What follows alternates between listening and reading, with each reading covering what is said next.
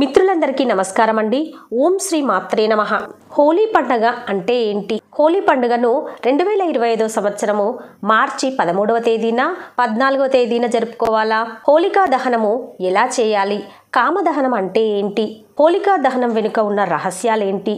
హోలీ పండగ సందర్భంగా పుట్టు పూర్వోత్తరాల గురించి పురాణాల్లో ఎలాంటి భిన్నమైన కథలు ప్రచారంలో ఉన్నాయనే ఆసక్తికరమైన విషయాలను ఈ వీడియోలో తెలుసుకుందాం ఫ్రెండ్స్. వీడియో నచ్చితే లైక్ చేయండి, షేర్ చేయండి, ఛానల్ని తప్పకుండా సబ్స్క్రైబ్ చేసుకోండి. మీరిచ్చే చిన్ని లైకే నాకు మరిన్ని వీడియోలు చేయడానికి ఎంకరేజ్మెంట్లా ఉంటుంది. హోలీ వస్తుందంటే చాలు దేశమంతా పండుగే. దీపావళి తర్వాత దేశంలో అత్యంత వేడుకగా జరుపుకునే పండుగల్లో హోలీ పండుగ ఒకటి. హోలీ అంటే అగ్ని లేదా అగ్నితో పునీతమైనదని అర్థం. హోలీని హోలికా పూర్ణమి అని కూడా పిలుస్తాము. పాల్గొన మాసంలో పౌర్ణమి రోజున వచ్చే ఈ పండుగను హోలీ పూర్ణిమ, కాముని పున్నమి, డోలికోత్సవము, హోలికోత్సవము అని పిలుస్తామండి. హోలీ అంటేనే రంగుల పండుగ. అధర్మంపై ధర్మం విజయం సాధించిన రోజును హోలీ పండుగ అనుకోవచ్చు. దేశవ్యాప్తంగా ప్రజలందరూ ప్రతి సంవత్సరం హోలీ పండుగను సరదాగా, సంతోషంగా రంగులు పోసుకుంటూ జరుపుకుంటాము. పాల్గొన మాసం శుక్ల పక్ష పౌర్ణమి రోజు హోలీ పండుగ జరుపుకుంటాము. 2025 సంవత్సరము మార్చి 13వ తేదీన పాల్గొన పౌర్ణమి రోజు మార్చి 13 ఉదయం 10:25 పౌర్ణమి గడియలు మొదలై మార్చి 14, 2025 రోజున మధ్యాహ్నం 12:03 ముగియనున్నది. ఇక 2025 సంవత్సరంలో హోలికా దహనానికి శుభ సమయం ఎప్పుడంటే మార్చి 13 రాత్రి 11:26 నుంచి 12:30 వరకు, దాదాపు 1 గంట కాలము హోలికా దహనానికి అందుబాటులో ఉంది సమయము. మార్చి 13 అర్ధరాత్రి హోలికా దహనం తర్వాత మరుసటి రోజు మార్చి 14వ తేదీన హోలీ పండుగను జరుపుకుంటాము. హోలీ పండగ సందర్భంగా పుట్టు పూర్వోత్తరాల గురించి పురాణాల్లో ఎలాంటి భిన్నమైన కథలు ప్రచారంలో ఉన్నాయనే ఆసక్తికరమైన విషయాలను ఈ వీడియోలో తెలుసుకుందాం ఫ్రెండ్స్. సతీదేవి అగ్నిలో తాను దహనమయ్యాక పరమేశ్వరుడు ఘోర తపస్సు చేస్తూ ఉంటాడు. అదే సమయంలో తారకాసురుడు అనే రాక్షసుడు లోకాలను పట్టి పీడిస్తూ ఉంటాడు. తారకాసురుడు పార్వతీ పరమేశ్వరులకు పుట్టిన సంతానంతోనే చావు లభిస్తుందని వరంను పొందుతాడు. పరమేశ్వరుడు తపస్సులో ఉన్నాడు, నాకు ఏమీ కాదు అని లోకమంతా అరాచకాన్ని సృష్టిస్తుంటాడు. ఆ సమయంలో పరమేశ్వరుణ్ణి తపస్సు నుంచి లేపడానికి దేవతలు మన్మధుణ్ణి పురమాయించి మన్మథ బాణాలను పరమేశ్వరునిపై వదలమంటారు. తపస్సు భంగమై పార్వతీదేవిని చూస్తాడా పరమేశ్వరుడు. కానీ ఒక్కసారి నా తపస్సు భంగం చేసింది ఎవరు అని తన దివ్య దృష్టితో తెలుసుకొని ఆ కోపంలో తన 3వ కంటి నుండి వచ్చిన అగ్నితో మన్మధుణ్ణి దహనం చేస్తాడు. అందుకే దీన్ని కామదహనం అని పిలుస్తాము. కామదహనం అంటే అజ్ఞానం దహనమయ్యి మనలో ఉత్సాహం పెరగడం, అజ్ఞానం కాలి బూడిద అయ్యి జ్ఞానకాంతులు వెగజల్లిన రోజు. రాక్షసరాజు హిరణ్యకశపుడి కుమారుడు ప్రహ్లాదుడు నిత్యం విష్ణుమూర్తిని స్మరిస్తూ ఉండేవాడు. అది హిరణ్యకశపుడికి నచ్చదు. దీంతో ప్రహ్లాదుణ్ణి మట్టు పెట్టాలని నిర్ణయించుకున్నాడు. అతని సోదరి హోలికను పిలిపిస్తాడు. ఆమెకు ఉన్న శక్తితో ప్రహ్లాదుణ్ణి మంటల్లో ఆహుతి చేయాలని ఆమెను కోరతాడు. దీంతో ఆమె ప్రహ్లాదుణ్ణి ఒడిలో కూర్చోపెట్టుకుని మంటల్లో దూకుతుంది. అయితే విష్ణుమాయతో ప్రహ్లాదుడు ప్రాణాలతో బయటపడగా హోలిక రాక్షసి మాత్రం ఆ మంటల్లో చనిపోతుంది. హిరణ్యకశపుని సోదరి హోలిక ప్రహ్లాదుని చంపబోయి తాను దహనమవుతుంది. ఆ రాక్షసి చనిపోయిన రోజును పురస్కరించుకుని హోలీ పండుగను జరుపుకుంటాము. అందుకే కొన్ని ప్రాంతాల్లో రాత్రివేళ హోలికా దహనం నిర్వహిస్తారు. వంగదేశంలో ఈ హోలీ పండుగనే డోలికోత్సవం అని జరుపుకుంటారు. ఆ రోజు శ్రీకృష్ణుడు గోపికలతో కలిసి బృందావనంలోని పువ్వులతో, రంగులతో ఈ ఉత్సవాన్ని జరుపుకున్నట్లుగా తెలుపుతారు. ఇలా రంగులు, పూలు చల్లుకోవడం ద్వారా ప్రేమ, సౌభాగ్యాలు వెల్లివిరిస్తాయని మన నమ్మకం.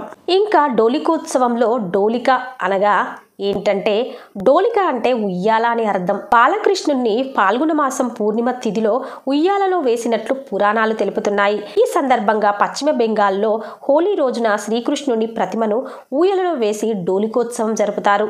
హోలీ రోజున శ్రీకృష్ణుడు రాధను ఉయ్యాలలో పెట్టి రంగులు పులిమినట్లు కూడా చెప్తారు. మార్చి 13, 2025 రోజున కామదహనం జరుగుతుంది. చతుర్దశి నాడు కాముని దహనం జరిపి మరుసటి రోజు హోలీ పండుగను జరుపుకుంటాము. భారతదేశంలోనే కాకుండా నేపాల్, బంగ్లాదేశ్ తదితర దేశాల్లో కూడా హోలీ పండుగను వైభవంగా జరుపుకుంటారు. వసంతకాలంలో వచ్చే పండుగ కాబట్టి ఈ పండుగను వసంతోత్సవం పేరిట కూడా జరుపుకుంటాము. లక్ష్మీ నరసింహస్వామి పాల్గొన మాసంలోనే హిరణ్యకశపుని సంహరించాడని పురాణాలు తెలుపుతున్నాయి. తెలంగాణ ప్రాంతంలో విశేషంగా యాదాద్రి లక్ష్మీ నరసింహస్వామి కళ్యాణము పాల్గొన పౌర్ణమి రోజున జరుపుకుంటాము. కామదహనం అంటే కథాపరంగా శంకరుడు మన్మధుణ్ణి తన 3వ కంటిలోని అగ్నితో దహనం చేసిన రోజుని కామదహనం అని చెప్పుకుంటాము. కృతయుగంలో రఘునాథుడనే సూర్యవంశపు మహారాజు ఉండేవాడు. ఓ రోజు ప్రజలంతా వచ్చి హోలిక అనే రాక్షసి తమ పిల్లల్ని బాధిస్తుందని మొరపెట్టుకుంటారు. ఆ సమయంలో అక్కడే ఉన్న నారద మహర్షి ఏటా పాల్గొన పూర్ణిమ రోజు హోలికను పూజిస్తే బాధలు తొలగిపోతాయని తెలుపుతాడు. ఆ పూజలు పగటివేళ చేస్తే కష్టాలు వస్తాయని నారద మహర్షి హోలికా దహనము రాత్రివేళ చేయమని చెప్తాడు. అయితే హోలికా రాక్షసిని ఎలా పూజించాలి అంటే ఊరి మధ్యలో చాలా పెద్ద మంట తయారు చేసి దానిలో పుచ్చిపోయిన కట్టెలు వేసి నెయ్యి ఆద్యం పోసి ఆ మంట చుట్టూ కట్టెలతో నిప్పులను కొడుతూ ఆ మంట చుట్టూ నాట్యం చేయాలి, పాటలు పాడాలి, పకపక గట్టిగా నవ్వుతూ హోలిక అనే రాక్షసిని తిట్టాలట. మనలో ఎవరిపైనైనా ద్వేషం ఉన్నా, మనల్ని తరచూ ఎవరైనా బాధ పెడితే వాళ్ళ పేరు చెప్పుకొని వాళ్ళపై మనకున్న ద్వేషాన్ని మనకు వచ్చిన మాటలతో తిట్టాలట. ఆ మాటలను విన్న హోలికా రాక్షసి సంతోషిస్తుందట. మనలోని ద్వేషాన్ని తాను స్వీకరిస్తుందట. హోలికా రాక్షసి సంతోషించి మనలోని పాపాలను తీసుకుంటుందట. మనలోని ద్వేషం, చెడు భావాలు ఆ అగ్నిలో బూడిది అవుతాయట. దానితో మన పాపాలన్నీ తొలగిపోతాయి. మనకు ఎవరిపైనైనా ద్వేషభావమున్న గట్టిగా మాటల రూపంలో తిడుతూ ఉంటే మనకు మానసిక ప్రశాంతత కూడా కలుగుతుంది. దానితో మనకు మెంటల్ రిలాక్సేషన్ కలుగుతుందండి. ఇది కూడా ఒక టైప్ ఆఫ్ ట్రీట్మెంట్ లాగా ఉంది. మన సాంప్రదాయంలో మనలో ఉన్న ద్వేషభావాలు తొలగించుకోవడానికి కూడా ఒక పండుగను ఏర్పాటు చేశారనిపిస్తుంది. హోలీ పూర్ణిమ రోజు ప్రధానంగా పార్వతీదేవిని కుంకుమతోనూ, లక్ష్మీదేవిని కలువలతోనూ, సరస్వతీదేవిని తెల్లని వస్త్రాలతో పూజించాలి అని శాస్త్రాలు తెలుపుతున్నాయి. కొన్ని పురాణాలలో లక్ష్మీదేవి క్షీరసాగరం నుండి ఈ రోజే జన్మించింది అని చెప్తున్నారు.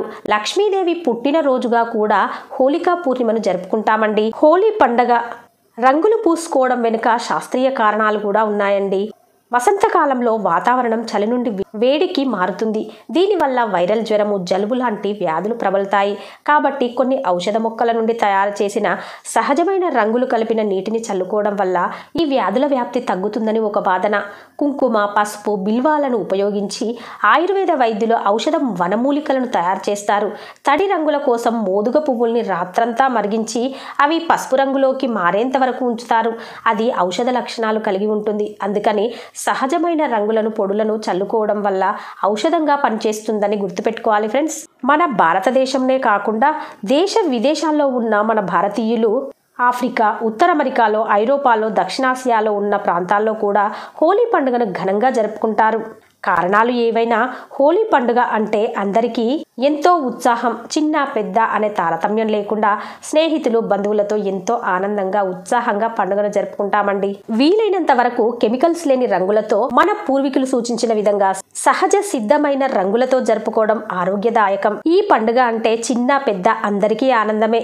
కానీ స్వయం కృతాపరాధం వల్ల ఇబ్బందులు కొని తెచ్చుకుని మన వాళ్లకు ఇబ్బందులు కలగకుండా జాగ్రత్తలు తీసుకోవడం మన బాధ్యత. మనం ఆరోగ్యంగా ఉంటేనే పండుగను జరుపుకోగలుగుతాము. జై శ్రీమన్నారాయణ. జై జై శ్రీమన్నారాయణ. ఓకే ఫ్రెండ్స్, మీకు కనుక ఈ వీడియో నచ్చినట్లయితే ఒక లైక్ వేసుకోండి, షేర్ చేయండి, ఛానల్ని తప్పకుండా సబ్స్క్రైబ్ చేసుకోండి. అలాగే మరవకుండా బెల్ బటన్ యాక్టివేట్ చేసుకోండి ఫ్రెండ్స్. అప్పుడే నేను చేసే ప్రతి లేటెస్ట్ వీడియో మీ మొబైల్కి నోటిఫికేషన్ రూపంలో చేరుతుంది. ఉంటానండి. Thank you for watching.